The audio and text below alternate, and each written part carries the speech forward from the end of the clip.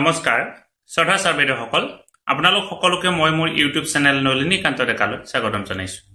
ছাৰবেদসকল আপোনালোকে এটা শব্দ নিশ্চয় শুনিছে নিপুণ ভাৰত তাৰ সমসাময়িকভাৱে আন এটা শব্দ নিপুণ অসম এই নিপুণ ভাৰত বা নিপুণ অসম কি হয় এই শব্দ দুটা কিহৰ কাৰণে সৃষ্টি হ'ল আৰু নিপুণ অসম আৰু নিপুণ ভাৰতৰ জৰিয়তে শিক্ষা ব্যৱস্থাটোৰ কি পৰিৱৰ্তন আনিবৰ কাৰণে চেষ্টা কৰা হৈছে এই কথাটো আজি ভিডিঅ'টোৰ জৰিয়তে বহুলভাৱে আলোচনা কৰিবৰ কাৰণে চেষ্টা কৰিম নিৰ্দিষ্ট সময়ৰ মূৰে মূৰে শিক্ষা ব্যৱস্থাটোৰ নীতিবিলাক সলনি হয় সেই উদ্দেশ্য আগত ৰাখি 2020 চনত এখন নতুন শিক্ষা নীতি অনা হৈছিল নেশ্যনেল এডুকেশ্যন পলিচি 2020 এই ৰাষ্ট্ৰীয় শিক্ষানীতি 2020ৰ ফলস্বৰূপে বা ৰাষ্ট্ৰীয় শিক্ষানীতি 2020ৰ কাৰ্যকৰী কৰাৰ কাৰণে বা সাকসেস কৰাৰ কাৰণে পৰৱৰ্তী পৰ্যায়ত সৃষ্টি হোৱা দুটি শব্দ হৈছে নিপুণ ভাৰত আৰু নিপুণ অসম ছাৰবেদসকল আজিৰ যেটো ভিডিঅ' নিপুণ অসম বা নিপুণ ভাৰত এই ভিডিঅ'টোৰ বিষয়ে ভালদৰে জানিবলৈ হলে আপুনি ইয়াৰ আগৰ ভিডিঅ'টো অৰ্থাৎ NEP 2020 ৰাষ্ট্ৰীয় শিক্ষানীতি 2020 নেশ্যনেল এডুকেশ্যন পলিচি 2020 বিষয়ে জানিব লাগিব মই মোৰ ইয়াৰ আগৰ ভিডিঅ'টোত নেশ্যনেল এডুকেশ্যন পলিচিৰ বিষয়ে কৈছো আপোনালোকে সেই ভিডিঅ'টো এবাৰ চাওক চোৱাৰ লগতে ভালদৰে বুজিবৰ কাৰণে চেষ্টা কৰক আজি আমি এই ভিডিঅ'টোত নিপুণ ভাৰত বা নিপুণ অসমৰ লক্ষ্য উদ্দেশ্য আৰু নিপুণ অসম বা নিপুণ ভাৰতৰ ফলত এই মানে কনসেপ্টৰ ফলত শিক্ষা ব্যৱস্থাটোত আন কি পৰিৱৰ্তন হৈছে এই কথাখিনি আলোচনা কৰিবৰ কাৰণে চেষ্টা কৰিম ছাৰবেদসকল নিপুণ অসম এই যেটো শব্দ এই শব্দটো এটি নতুনকৈ শিক্ষা বিভাগৰ লগত প্ৰচলিত শব্দ আমি জানো 2020 চনত এখন নতুন শিক্ষানীতি আহিছিল 2020 চনত এখন নতুন শিক্ষানীতি আহিছিল আৰু এই শিক্ষানীতিয়ে এটি লক্ষ্য বান্ধিছিল যে ছাত্ৰ ছাত্ৰীসকলে যাতে ভালদৰে বুজিব পাৰে আৰু ভালদৰে বুজি উঠি তেওঁলোকে এই মানে সেইটো প্ৰেক্টিকেল ক্ষেত্ৰত ব্যৱহাৰ কৰিব পাৰে ঠিক সমসাময়িকভাৱে তেওঁলোকে যাতে সংখ্যাৰ জ্ঞানো পায় তাৰ ফলস্বৰূপে এই নিপুণ ভাৰত নামৰ এটি কাৰ্যসূচী আৰম্ভ কৰিছিল নিপুণ শব্দটোৰ অৰ্থ হৈছে ভাৰতবৰ্ষখনক সুন্দৰ কৰি তোলা আৰু এজে হল গোটেই ভাৰতবৰ্ষখনত যেহেতু নিপুণ ভাৰত কাৰ্যসূচী আৰম্ভ কৰা হৈছিল অসমে সেই নিপুণ ভাৰত কাৰ্যসূচীটোকে অসমত নাম দিলে নিপুণ অসম অৰ্থাৎ নিপুণ অসম আৰু নিপুণ ভাৰত একে কিন্তু এজে হল ভাৰত চৰকাৰৰ বাবে যে তেওঁলোকে ব্যৱস্থা গ্ৰহণ কৰিলে গোটেই ভাৰতবৰ্ষৰ কাৰণে নিপুণ ভাৰত আৰু অসমে অসমৰ কাৰণে ব্যৱহাৰ কৰিলে সেই শব্দটো নিপুণ অসম এতিয়া প্ৰথমতে আমি জানিম নিপুণ অসম মানে কি অৰ্থাৎ এই যে নিপুণ অসম বুলি কোৱা হৈছে এই নিপুণ অসম মানে প্ৰকৃততে কি ক'ব বিচৰা হৈছে এই কথাটো আমি জানিবৰ কাৰণে চেষ্টা কৰিম নিপুণ অসম মানে কি এতিয়া আমি যদি চাবৰ কাৰণে যাও নিপুণ শব্দটোৰ অৰ্থ যদি আমি বিচাৰ কৰিবৰ কাৰণে যাও এইটো হৈছে নিপুণ যেটো শব্দ নিপুণ শব্দটোৰ অৰ্থ এনৰ দ্বাৰা কি বুজাবৰ কাৰণে বিচৰা হৈছে এনৰ দ্বাৰা নেশ্যনেল অৰ্থাৎ ৰাষ্ট্ৰীয় আই দ্বাৰা ইনিচিয়েটিভ ফৰ অৰ্থাৎ এটা ৰাষ্ট্ৰীয় এটা মানে ব্যৱস্থা বা ৰাষ্ট্ৰীয় এটা কাম এটা ৰাষ্ট্ৰীয় উদ্যোগ পি পৰা প্ৰফিচিয়েন্সি ইন ৰিডিং অৰ্থাৎ প্ৰফিচিয়েন্সি মানে হৈছে যাতে সুন্দৰকৈ পঢ়িব পাৰে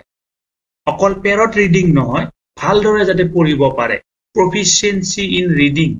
তাৰ লগত কি কৰা হৈছে প্ৰফিচিয়েন্সি ইন ৰিডিং ভালদৰে পঢ়িব পাৰিব লাগিব উইথ ইউ দ্বাৰা কি কৰা হৈছে আন্ডাৰষ্টেণ্ডিং যাতে তেওঁলোকে কথাখিনি ভালদৰে বুজি পায় অৰ্থাৎ সুন্দৰকৈ পঢ়িব অকল যে সুন্দৰকে পঢ়ি যাব সেই কথাটো নহয়, পঢ়ি যাওঁতে বুজি যাব। অৰ্থাৎ ৰাম এজন ল'ৰা, এই বাক্যটো তেওঁ পঢ়ি গৈছে সুন্দৰকৈ। ৰাম এজন ল'ৰা বুলি কওঁতে যে ল'ৰা মানুহ এজনক বুজোৱা হৈছে, সেইটো তেওঁ কি কৰিব লাগিব, বুজিব লাগিব। অৰ্থাৎ তাকে বোলা হৈছে আণ্ডাৰষ্টেণ্ডিং। আৰু লগতে কি কৰা হৈছে, নিউমাৰেচি, অৰ্থাৎ সংখ্যাৰ জ্ঞান। নিপুণ ভাৰত বা নিপুণ অসম কাৰ্যসূচীটো হৈছে এটা ৰাষ্ট্ৰীয় কাৰ্যসূচী, ৰাষ্ট্ৰীয় এটা মানে কাৰ্য বা ৰাষ্ট্ৰীয় এটা ব্যৱস্থা, যাৰ জৰিয়তে ছাত্ৰ বা ছাত্ৰীসকলে বুজি উঠি সুন্দৰকৈ যাতে পঢ়িব পৰা হয় আৰু তেওঁলোকে যাতে সংখ্যাৰ জ্ঞান লাভ কৰিব পাৰে। এইটোৱে হৈছে নিপুণ। আৰু এই নিপুণ শব্দটোৰ লগত আমাৰ কি কৰা হৈছে, ভাৰতবৰ্ষক লগাই দিয়া হৈছে, অৰ্থাৎ ভাৰতবৰ্ষখনক নিপুণ কৰিবৰ কাৰণে বিচৰা হৈছে। এতিয়া এই যে নিপুণ যিটো ভাৰত কাৰ্যসূচী আমি বুজি পালো, national initiative for proficiency in reading with understanding and numeracy. এতিয়া এই কাৰ্যসূচীটোকে অসমত কি কৰা হৈছে, নিপুণ অসম নামেৰে নামাকৰণ কৰা হৈছে। চাওক 2002 চনত, এতিয়া হৈছে 2023 চন, 2002 চনত কি কৰা হৈছিল, ভাৰতবৰ্ষৰ সংবিধানৰ 86তম সংশোধনী হৈছিল। আৰু এই 86তম সংশোধনীত কি কৰা হৈছিল, আমাৰ ভাৰতবৰ্ষৰ 21A যিটো আৰ্টিকল, 21A আৰ্টিকলটো কি কৰা হৈছিল, অন্তৰ্ভুক্ত কৰা হৈছিল। অৰ্থাৎ আমাৰ ভাৰতবৰ্ষৰ সংবিধানৰ 86তম সংশোধনীত, যিটো নেকি 2002 চনত হৈছিল, সংশোধনীত কি কৰা হৈছিল, 21A আৰ্টিকলটো অন্তৰ্ভুক্ত কৰা হৈছিল। ইয়াৰ জৰিয়তে কি কৰা হৈছিল, 14 বছৰৰ সকলো শিশুক বিনামূলীয়া আৰু বাধ্যতামূলক শিক্ষা দিয়াৰ ওপৰত গুৰুত্ব প্ৰদান কৰা হৈছিল। অৰ্থাৎ যাতে 14 বছৰলৈকে সকলো শিশুৱে কি কৰিব পাৰে, বাধ্যতামূলকভাৱে বিনামূলীয়া শিক্ষা পাব পাৰে, তাৰ ওপৰত গুৰুত্ব প্ৰদান কৰা হৈছিল। এইটো 6 বছৰৰ পৰা 14 বছৰলৈকে কি কৰা হৈছিল, গুৰুত্ব প্ৰদান কৰা হৈছিল। 6 বছৰৰ পৰা 14 বছৰৰ যাতে সকলো শিশুৱে বিনামূলীয়াভাৱে পঢ়িব পাৰে, আৰু বিনামূলীয়াভাৱে পঢ়াটোৱে নহয়, বাধ্যতামূলকভাৱে যাতে পঢ়িব পাৰে, যাতে কোনো এজন শিশুৱে যাতে কি হৈ নাযায়, এই শিক্ষাৰ পৰা যাতে বাদ পৰি নাযায়, তাৰ ওপৰত কি কৰা হৈছিল, গুৰুত্ব দিয়া হৈছিল। আৰু এইটো প্ৰথম আৰম্ভ হৈছিল 2002 চনৰ 86তম সংশোধনীৰ জৰিয়তে। ছাৰ বাইদেউসকল, ৰাষ্ট্ৰীয় শিক্ষানীতি NEP আমি ইতিমধ্যে আলোচনা কৰিছো। NEP বিষয়ে ইতিমধ্যে আমি আলোচনা কৰিছো, আৰু মই ভিডিঅ'ৰ আৰম্ভণিতে আপোনালোকক কৈছো যে কি ইয়াৰ আগতে এটি NEP সংক্ৰান্তত ভিডিঅ' প্ৰস্তুত কৰিছো। NEP এই যে ৰাষ্ট্ৰীয় শিক্ষানীতি 2020 অৰ্থাৎ 2020, এই ৰাষ্ট্ৰীয় শিক্ষানীতি 2020ৰ এটা প্ৰধান লক্ষ্য আছিল যে কি 2025 চনৰ ভিতৰত, 2020 চনত এই শিক্ষানীতিখন হৈছিল, 2020 চনত এই শিক্ষানীতিখন অনা হৈছিলে বা শিক্ষানীতি কামখিনি হৈছিলে। তেওঁলোকে ভাবিছিলে বা সিদ্ধান্ত গ্ৰহণ কৰিছিলে বা তাৰ এটা লক্ষ্য ৰাখিছিলে যাতে 2025 চনৰ ভিতৰত কি হ'ব পাৰে, বুনিয়াদী স্তৰত। এতিয়া বুনিয়াদী স্তৰ মানে কি, বুনিয়াদী স্তৰ মানে কি, এই কথাটো আপোনালোকে NEP সংক্ৰান্তীয় ভিডিঅ'টোত ভালদৰে পাব। ভিডিঅ' ডেছক্ৰিপশ্যনত লিংক দিয়া থাকিব, তাত গৈ আপোনালোকে চাব। বুনিয়াদী স্তৰত কি কৰিব পাৰিব, সাৰ্বজনীন সাক্ষৰতা আৰু সাংখ্যিকতাৰ কৌশলসমূহ আয়ত্ত কৰাৰ বিষয়ত সৰ্বাধিক গুৰুত্ব প্ৰদান কৰিছে। সাৰ্বজনীন মানে হৈছে সকলো, ধনী দুখীয়া, হিন্দু মুছলমান, তাৰপিছত বিশেষভাৱে সক্ষম, BPL, সকলোৱে যাতে সাক্ষৰতা শিক্ষিত হ'ব পাৰে আৰু সাংখ্যিকতাৰ কৌশলসমূহ অৰ্থাৎ সংখ্যাৰ জ্ঞানসমূহ আয়ত্ত কৰিব পাৰে, তাৰ ওপৰত সৰ্বাধিক গুৰুত্ব প্ৰদান কৰিছে NEP 2020 অৰ্থাৎ ৰাষ্ট্ৰীয় শিক্ষানীতি 2020 এটি বিশেষ গুৰুত্ব প্ৰদান কৰিছে যে কি 2025 চনৰ ভিতৰত যাতে প্ৰত্যেকজন শিশুৱে কি কৰিব পাৰে, সংখ্যাৰ জ্ঞান পায় আৰু যাতে সাক্ষৰ হয়, শিক্ষিত হয়, তাৰ ওপৰত গুৰুত্ব প্ৰদান কৰিছিল। আৰু এই গুৰুত্ব প্ৰদান কৰাৰ লগতে কি কৰিছিল, বুনিয়াদী স্তৰত যাতে এক জৰুৰীকালীন মিছনৰ পোষকতা কৰিছিল। মিছন মানে হৈছে এনেকুৱা এটা কাম, যেনেকে নহওক সেই কামটো কৃতকাৰ্য কৰিবই লাগিব, সৰ্বশিক্ষা মিছন। অৰ্থাৎ এই সৰ্বশিক্ষা মিছনৰ জৰিয়তে কি কৰিব লাগিব ছাত্ৰ ছাত্ৰীসকলক শিক্ষিত কৰিবই লাগিব এটা এটা মিছন যে কি বিভিন্ন ধৰণৰ মিছন বিলাক থাকে মিছন মানে হৈছে এটা লক্ষ্য এই নিৰ্দিষ্ট টাইম থাকিব টাইমৰ ভিতৰত সেই কামটো কি কৰিব লাগিব টাইমৰ ভিতৰত সেই কামটো কি কৰিব লাগিব শেষ কৰিবই লাগিব লক্ষ্য থাকিব অৰ্থাৎ বোলে এমাহৰ ভিতৰত মই এই কামটো কৰিম তেনেকুৱা ধৰণৰ এটা মিছনৰ পোষকতা কৰিছিল ৰাষ্ট্ৰীয় শিক্ষা নীতি 2020 ৰাষ্ট্ৰীয় শিক্ষা নীতি 2020 যোনে প্ৰস্তুত কৰিছিল তেওঁলোকে তাতে লিপিবদ্ধ কৰিছিল যাতে 2025 চনৰ ভিতৰত কি হয় সাৰ্বজনীনভাৱে যাতে সকলোৱে সংখ্যাৰ জ্ঞান আয়ত্ত কৰিব পাৰে আৰু লগতে স্বাক্ষৰ হয় আৰু এই কথাখিনিত লক্ষ্যত উপনীত হ'ব লাগিলে তেওঁলোকে কৈছিল যে কি এটা মিছনৰ ওপৰত প্ৰদান কৰিব লাগিব আৰু এই মিছনটো ক'ত ক'ব লাগিব বুনিয়াদী স্তৰতে এই মিছনটো আৰম্ভ কৰিব লাগিব কাৰণ আমাৰ বুনিয়াদী স্তৰ বুলি কোৱাৰ লগে লগে বিদ্যালয়লৈকে যোৱা ছাত্ৰ ছাত্ৰীসকল ঠিক বিদ্যালয়ত আৰম্ভ কৰা ছাত্ৰ ছাত্ৰীসকল তেওঁলোকে যাতে কি কৰিব পাৰিব এই কথাখিনি যদি তেওঁলোকক যদি সেই সময়তে তেওঁলোকক এই কথাখিনি ভালদৰে বুজাই দিব পৰা যায় বা এই স্বাক্ষৰতা বা এনে সংখ্যাৰ জ্ঞান ভাষাৰ জ্ঞান যদি তেওঁলোকক দিব পৰা যায় পৰৱৰ্তী পৰ্যায়ত কোনো ধৰণৰ অসুবিধা নোহোৱাকৈ তেওঁলোকে আন কৌশলবিলাক আয়ত্ত কৰিব পাৰিব এতিয়া এই যে লক্ষ্য এই যিটো যি 2025 চনৰ যিটো 2025 চনত যিটো উপনীত হ'ব পাৰে মানে 2025 চনত এই লক্ষ্য উপনীত হোৱাৰ কথা কোৱা হৈছে এই লক্ষ্য যাতে উপনীত হ'ব পাৰে সেই উদ্দেশ্যে ভাৰত চৰকাৰে কি কৰিছিল শিক্ষা মন্ত্ৰালয়ে 5 জুলাই 2021 তাৰিখে নিপুণ ভাৰত কাৰ্যসূচীটো আৰম্ভ কৰিছিল এতিয়া আমি গম পালো যে কি নিপুণ ভাৰত কাৰ্যসূচীটো কেতিয়া আৰম্ভ হৈছিল নিপুণ ভাৰত কাৰ্যসূচীটো আৰম্ভ হৈছিল 2021 চনৰ 5 জুলাই তাৰিখে এই কাৰ্যসূচীটো আৰম্ভ হৈছিল 2021 চনৰ 5 জুলাই তাৰিখে ভাৰত চৰকাৰৰ শিক্ষা বিভাগে কি কৰিছিল শিক্ষা মন্ত্ৰালয়ে কি কৰিছিল নিপুণ ভাৰত নামৰ যিটো কাৰ্যসূচী আৰম্ভ কৰিছিল কিহৰ কাৰণে কাৰণ 2020 চনত যিখন শিক্ষা নীতি আহিছিল যাক নেকি আমি NEP বুলি কওঁ NEP এটি বিশেষ কথা পোষকতা কৰিছিল যে কি 2025 চনৰ ভিতৰত সকলো যাতে স্বাক্ষৰ হয় আৰু সকলোৱে যাতে সংখ্যাৰ জ্ঞান আহৰণ কৰিব পাৰে আৰু সেই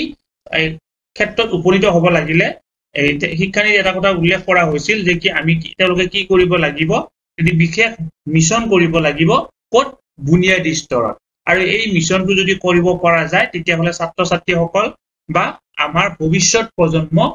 সুন্দৰভাৱে শিক্ষিত হ'ব পাৰিব তেওঁলোকে এতিয়া যিখিনি লাৰ্নিং গেপ আছে লাৰ্নিং গেপখিনি আয়ত্ত কৰিব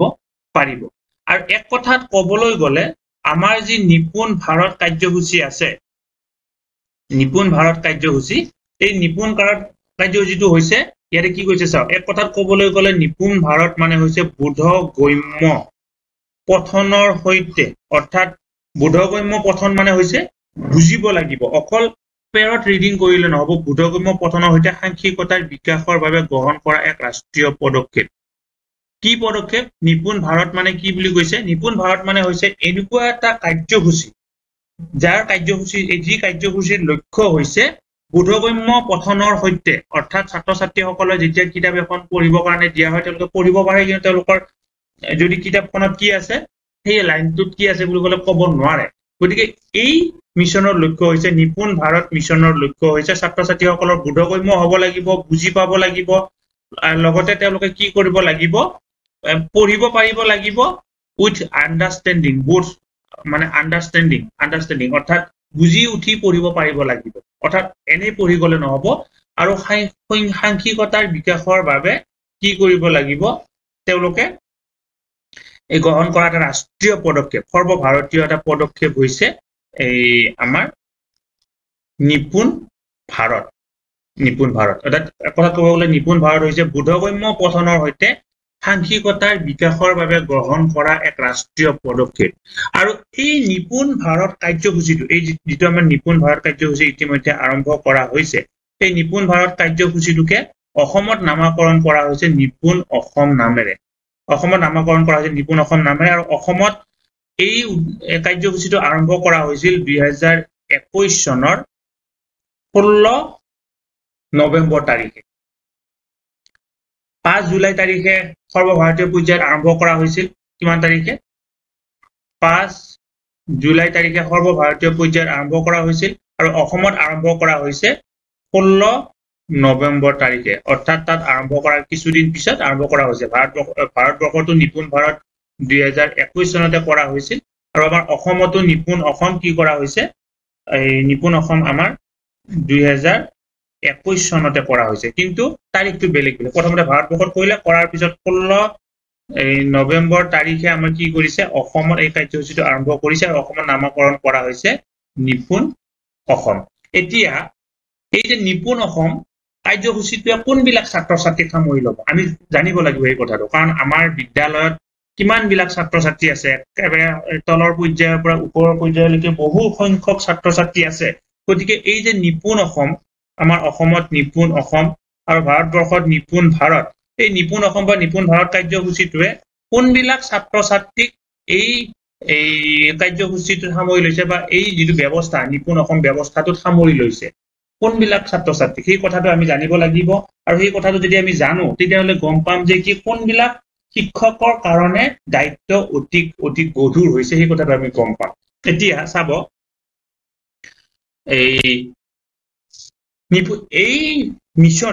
এই মিছনে কি কৰিছে বুনিয়াদী স্তৰ এটা বুনিয়াদী স্তৰ কাক বোলে সেই কথাটো আমি জানিব লাগিব প্ৰথম শ্ৰেণী দ্বিতীয় শ্ৰেণী আৰু তৃতীয় শ্ৰেণীৰ ছাত্ৰ ছাত্ৰীসকলক সামৰি লৈছে অৰ্থাৎ বুনিয়াদী স্তৰৰ ছাত্ৰ ছাত্ৰীসকল বুনিয়াদী স্তৰ বুলি ক'লে কাক বোলে এইটো জানিব লাগিলে আমি অলপ আগতে প্ৰস্তুত কৰা NEP 2020 লৈ এটি ভিডিঅ' প্ৰস্তুত কৰিছো এই ভিডিঅ'টো চাব লাগিব ভিডিঅ' ডেছক্ৰিপশ্যনত তাৰ লিংক থাকিব সেই ভিডিঅ'টোত বুনিয়াদী স্তৰ কাক বোলা হয় সেই কথাটো ইতিমধ্যে বহলভাৱে কোৱা হৈছে গতিকে এইটো ভিডিঅ'ত আৰু সেই কথাখিনি ক'বৰ কাৰণে বিচৰা নাই ৰিপিট কৰিব বিচৰা নাই অৰ্থাৎ আমি গম পালো নিপুণ ভাৰত বা নিপুণ অসম মিছনে কাক সামৰি লৈছে বুনিয়াদী স্তৰৰ ছাত্ৰ ছাত্ৰীসকলক প্ৰথম শ্ৰেণীৰ ছাত্ৰ ছাত্ৰীসকলক দ্বিতীয় শ্ৰেণীৰ ছাত্ৰ ছাত্ৰীসকলক আৰু তৃতীয় শ্ৰেণীৰ ছাত্ৰ ছাত্ৰীসকলক সামৰি লৈছে অৰ্থাৎ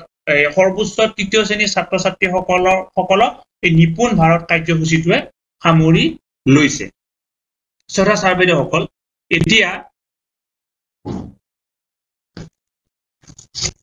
চাব এই কথাটো আপোনালোকক কৈ দিবৰ কাৰণে চেষ্টা কৰিম যে নিপুণ অসমে বা নিপুণ ভাৰতে কিমান বছৰৰ ছাত্ৰ ছাত্ৰীসকলক কিমান বছৰৰ পৰা কিমান বছৰৰ ছাত্ৰ ছাত্ৰীসকলক সামৰি ল'ব নিপুণ অসম মিছনটোৱে 3 পৰা 9 বছৰৰ ভিতৰৰ ছাত্ৰ ছাত্ৰীসকলক সামৰি ল'ব কেই বছৰৰ পৰা 3 বছৰৰ পৰা 9 বছৰৰ ভিতৰৰ ছাত্ৰ ছাত্ৰীসকলক এই কাৰ্যসূচীটোৱে সামৰি ল'ব অৰ্থাৎ আমাৰ ছাত্ৰ বা ছাত্ৰীজনৰ যেতিয়া 3 বছৰ হয় তেতিয়া আমি বিদ্যালয়ত দিওঁ নে নিদিওঁ আপোনালোকে নিজে ভাবি চাব যদি আমি বিদ্যালয়ত দিওঁ তেতিয়া ভাল কথা যদি বিদ্যালয়ত নিদিওঁ তেতিয়াহ'লে এই কথাটো এনেকুৱা হৈছে নেকি বাৰু যদি বিদ্যালয়ত নিদিওঁ এনেকুৱা হৈছে অংগনাবাদী বুলি ক'লে আমি কোনসকল ছাত্ৰ ছাত্ৰীক সামৰি লওঁ প্ৰথম শ্ৰেণী বুলি ক'লে কোনসকল ছাত্ৰ ছাত্ৰীক সামৰি লয় এই কথাখিনি কোৱা হৈছে আমাৰ আগৰ যিটো শিক্ষা ব্যৱস্থা আছিল সেইটো আছিল 10 + 2 = 12 কিন্তু ৰাষ্ট্ৰীয় শিক্ষানীতি 2020 এইটো এনেকুৱা ধৰণে কৰা নাই ৰাষ্ট্ৰীয় শিক্ষানীতি 2020 এইটো বেলেগ ধৰণে ক'ব কাৰণে বিচাৰিছে তেওঁলোকে কেনেকৈ কৈছে আপোনালোকে চাওক তেওঁলোকে কৈছে এইটো 5 + 3 + 3 + 4 = 15 অৰ্থাৎ আমাৰ আগৰ পুৰণা শিক্ষানীতিত 12 বছৰ শিক্ষাৰ কাৰণে 12 বছৰ ধৰা হৈছিল কিন্তু এতিয়া নতুন শিক্ষানীতিত শিক্ষাৰ কাৰণে ছাত্ৰ ছাত্ৰীসকলে 15 বছৰ ধৰিব লাগিব অৰ্থাৎ 15 বছৰ পঢ়াৰ পিছতহে তেওঁলোকে HS ফাইনেলৰ পৰীক্ষা দিব আগতে কিন্তু 12 বছৰ পঢ়াৰ পিছতে HS ফাইনেল দিব পৰা আছিল এই যে নতুনকৈ এই 3 বছৰ ইয়াত সংযুক্ত কৰা হ'ল এই 3 বছৰ ছাত্ৰ ছাত্ৰীখিনিকে কি কৰা হৈছে এই 3 বছৰ বুলি কোৱা হৈছে 3 বছৰ পৰা 9 বছৰ বুলি কোৱা হৈছে যে অৰ্থাৎ আগতে যেটা ক্লাস আছিল আগতে যেটো আমি ইতিমধ্যে পালো 12টা ক্লাস আছিল এই 12টা ক্লাস আছিল এতিয়া বৰ্তমান সময়ত নতুন ৰাষ্ট্ৰীয় শিক্ষানীতিৰ মতে ক্লাসৰ সংখ্যা হ'ব 15টা ক্লাস হ'ব এই 15টা ক্লাস হোৱা কাৰণে আমাক 3 পৰা 9 বছৰৰ মাজৰ ছাত্ৰ ছাত্ৰীসকলক কি কৰা হৈছে নিপুণ অসম কাৰ্যসূচীটোৱে সামৰি লৈছে বুলি কোৱা হৈছে এতিয়া এই যে 3 বছৰৰ পৰা 9 বছৰলৈকে ছাত্ৰ ছাত্ৰীসকলক সামৰি ল'ব তেওঁলোকৰ শ্ৰেণীটো কোন হ'ব 3 বছৰৰ যিসকল ছাত্ৰ ছাত্ৰী পঢ়িব তেওঁলোকে কোন শ্ৰেণীত পঢ়িব সেই কথাখিনি ইতিমধ্যে কৈ দিয়া হৈছে প্ৰথম যিসকল ক্লাস 3 থাকিব মানে অৰ্থাৎ ক্লাস 3 হয় যিসকলৰ বয়স 3 বছৰ হ'ব তেওঁলোকক বোলা হ'ব প্ৰি প্ৰাইমাৰী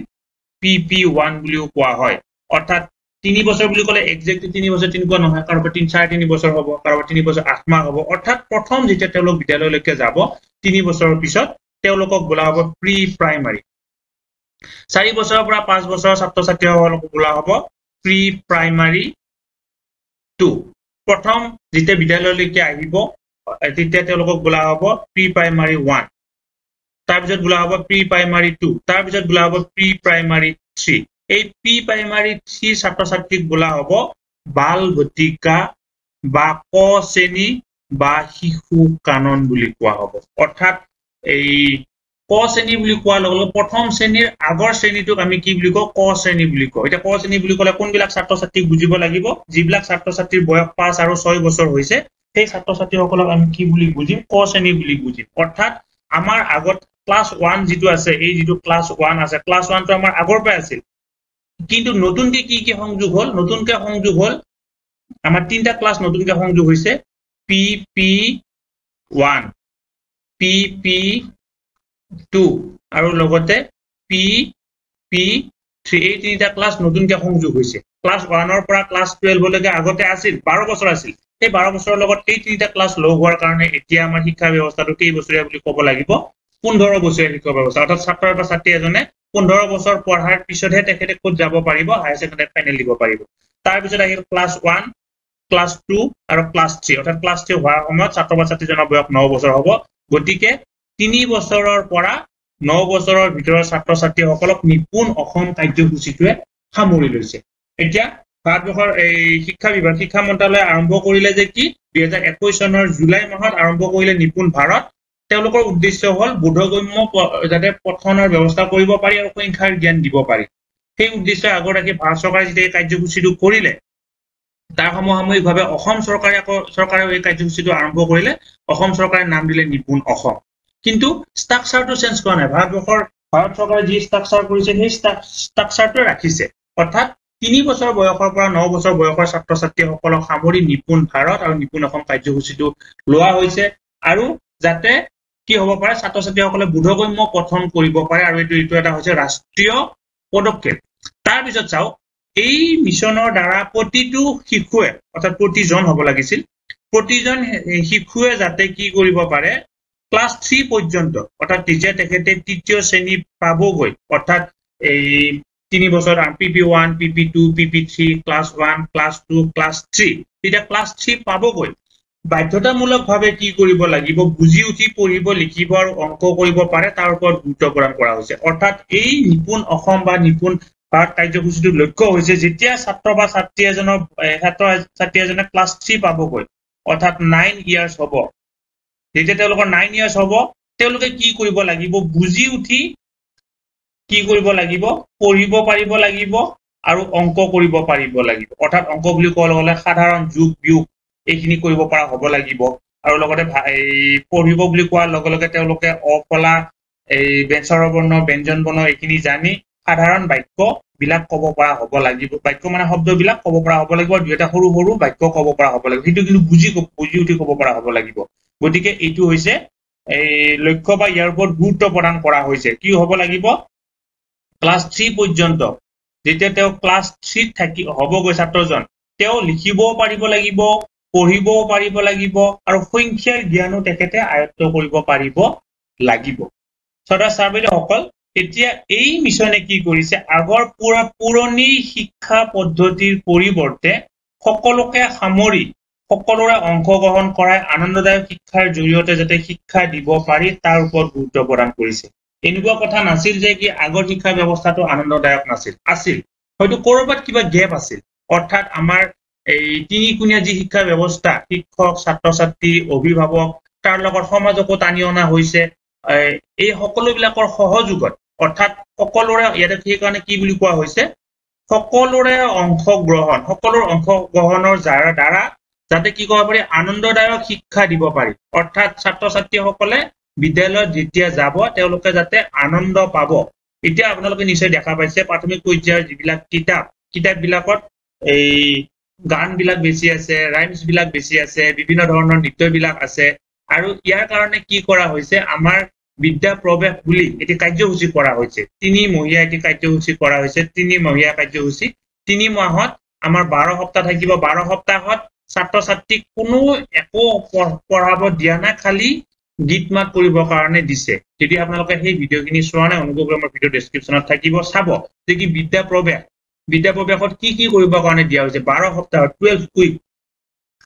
12 সপ্তাহৰ কাৰ্যসূচী প্ৰত্যেকটো দিনত কি কৰিব লাগিব এই কথাখিনি কোৱা হৈছে আৰু 3 মাহত ছাত্ৰ ছাত্ৰীসকলে সেইখিনি যেতিয়া ঘৰুৱা পৰিৱেশৰ পৰা আহি এটা আনন্দৰ পৰিৱেশ পাব তাৰ পিছত তেওঁলোকে শিক্ষা আৰম্ভ কৰিবৰ কাৰণে দিয়া হৈছে গতিকে এই মিছনৰ লক্ষ্য হৈছে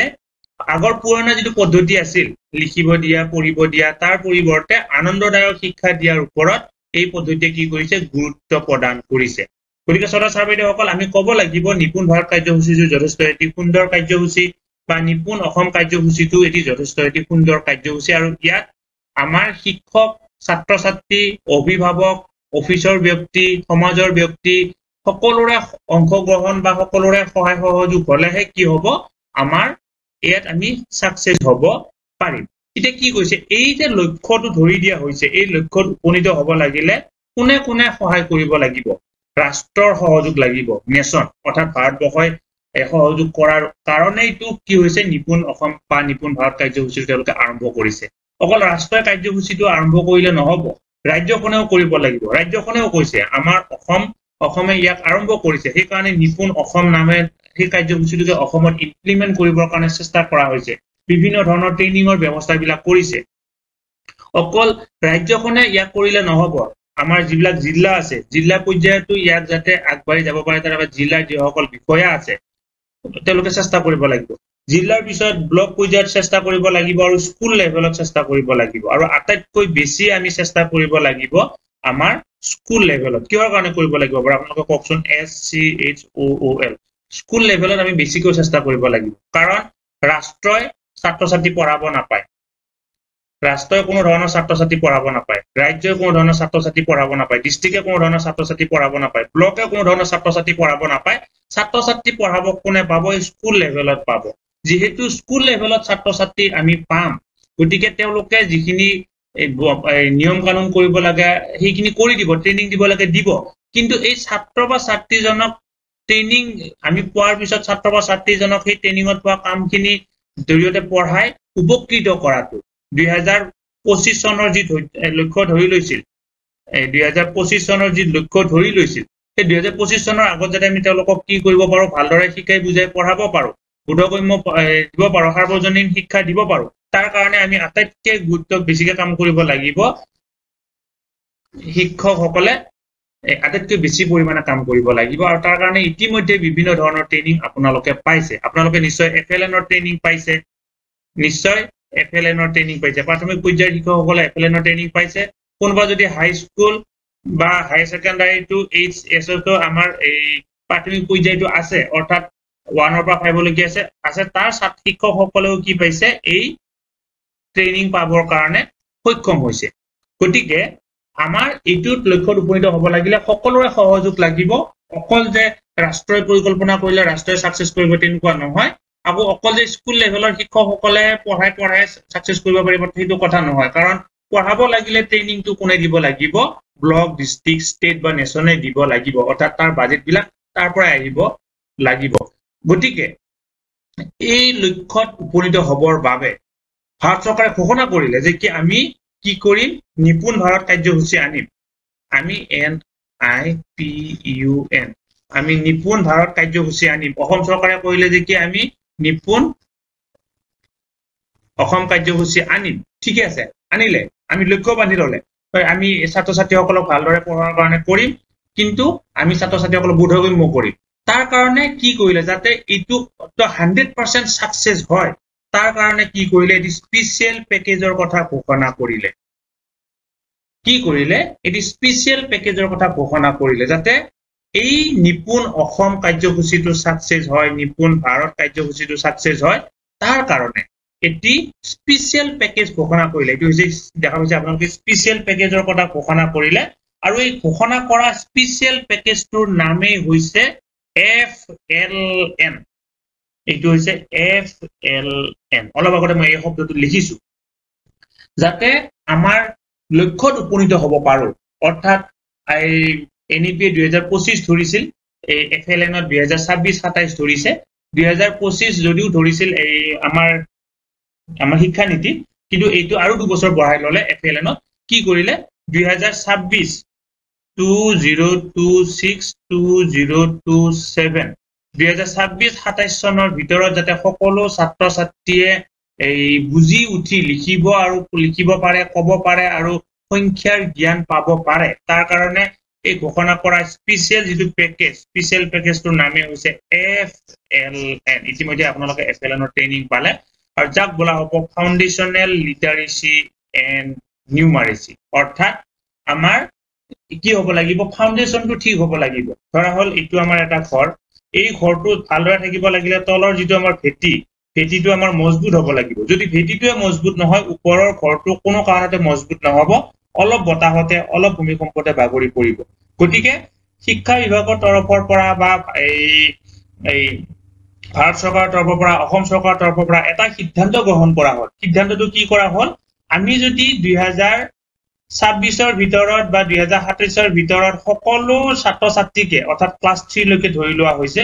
ক্লাস 3 লৈকে সামৰি লোৱা সকলো ছাত্ৰ ছাত্ৰীকে যাতে সাৰ্বজনীনভাৱে বোধগম্য শিক্ষা দিব পাৰো বা তাৰ কাৰণে আমি কি কৰিব লাগিব এটি বিশেষ এই পেকেজৰ কথা চিন্তা কৰিব লাগিব আৰু এই ছাত্ৰ ছাত্ৰী শিক্ষকসকলক বিশেষ ট্ৰেইনিংৰ ব্যৱস্থা দিব লাগিব আৰু বিশেষ কিছুমান কিতাপৰ ব্যৱস্থা কৰিব লাগিব বিশেষ কিছুমান লাৰ্নিং মেটেৰিয়েল ডেভেলপ কৰিব লাগিব আৰু তাৰ কাৰণে কি কৰিলে তেওঁলোকে ফাউন্ডেশনাল লিটাৰেসি এন্ড নিউমাৰেসি নামেৰে এটি নতুন মিশন আৰম্ভ কৰিলে ইতিমধ্যে এই মিশন গোটেই ভাৰতবৰ্ষতে আৰম্ভ হৈছে আমাৰ অসমতো আৰম্ভ হৈছে ইয়াৰ লক্ষ্য হৈছে 2026-27 চনত যাতে সকলো শিশুৱে ক্লাস 3 লৈকে পঢ়ি থকা সকলো শিশুৱে ভালদৰে পঢ়িব পাৰে ভালদৰে